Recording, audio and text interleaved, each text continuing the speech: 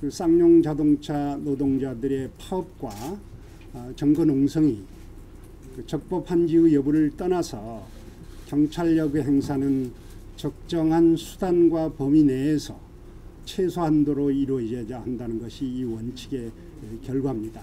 저희 위원회는 이런 원칙에 따라서 크게 두 가지 상황에 주목을 했습니다. 첫째는 경찰이 파업을 강제 진압하는 작전에 이르기까지 어떠한 사전적인 과정을 거쳤는가를 중점적으로 봤습니다. 그 경기지방경찰청은 2009년 6월부터 노사협상이 결렬될 상황을 대비해서 파업을 강제로 진압하는 계획을 세우기 시작합니다. 그랬다가 2009년 7월부터는 이 계획에 따라서 사전 조치를 단계적으로 하나씩 취하게 되는데요. 여기에서 재미있는 점은 이러한 사전 조치가 회사 측과의 그 협조 아래 이루어진다는 겁니다. 예를 들어 보면 맨 처음으로는 사측의 경찰력 투입 요청을 접수를 하고요. 그에 따라서 경찰력을 공장 주변에 확대 배치합니다. 또 공장에 출입하는 인원과 물품을 차단하고요.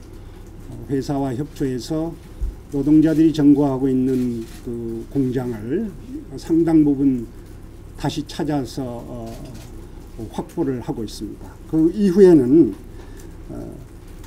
단계적으로 물과 가스와 전기와 소화전을 단계적으로 차단합니다.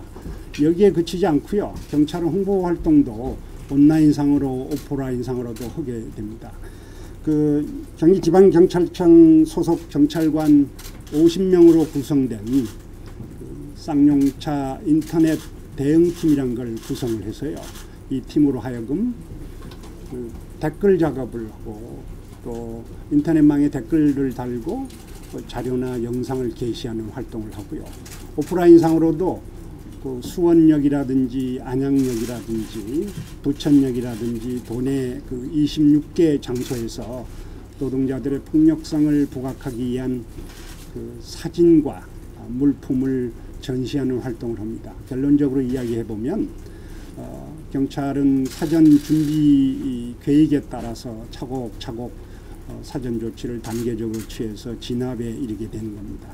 두 번째 저희들이 그 중점을 둔 사항은 2009년 8월 4일과 5일 양일간에 걸쳐서 파업을 진압하는 작전을 시행하게 되는데요. 이 경우에 있어서 경찰력이 적정하게 행사됐는지를 살펴봤습니다. 이 작전의 개요는 이렇습니다.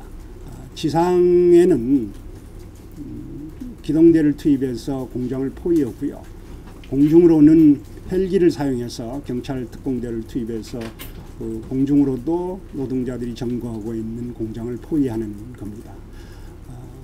이 과정에서 하나 말씀드릴 수 있는 것은 이 작전을 실행을 해야 될지 말아야 될지에 관해서는 당시 경찰청장과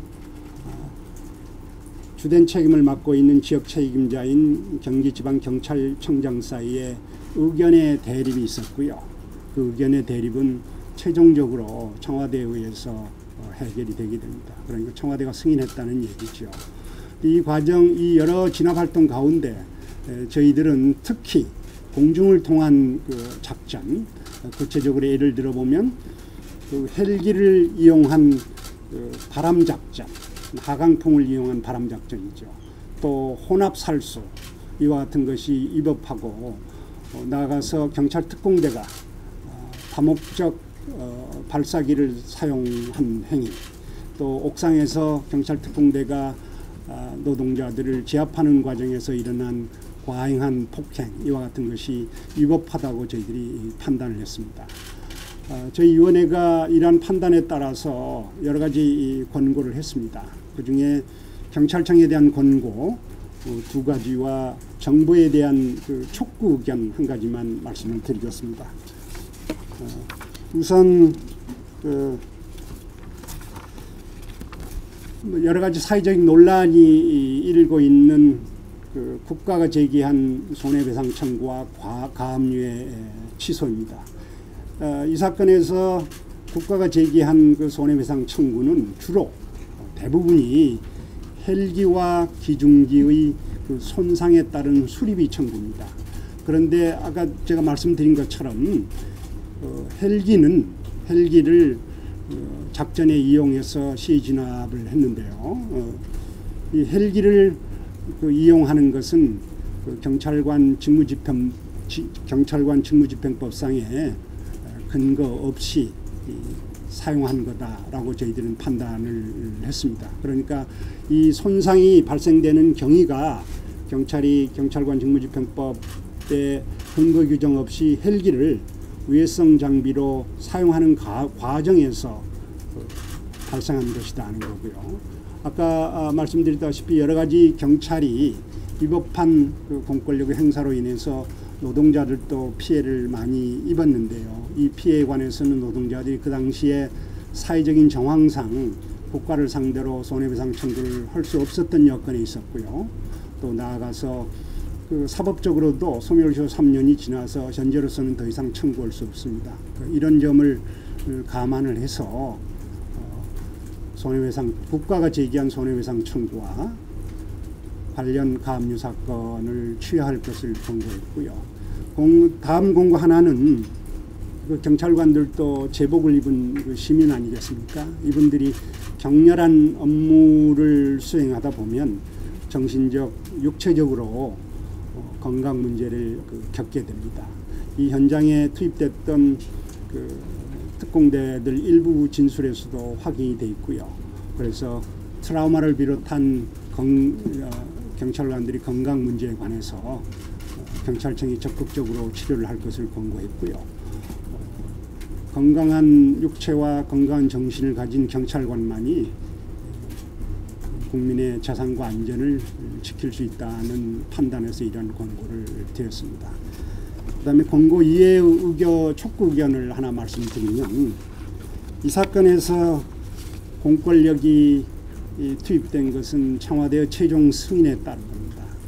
또 이 사건은 여러분도 잘 아시다시피 경찰력의 행사뿐만 아니라 그 당시에 정부의 고용 정책과도 밀접한 관련을 갖습니다. 그래서 이런 점을 참작해서 정부가 정책적으로 이 사건을 다시 검토해서 잘못된 점이 있으면 사과도 하고 또 관련자들의 명예회복과 치유를 할 수 있는 구체적인 그 방안을 마련해 줄 것을 촉구했고요.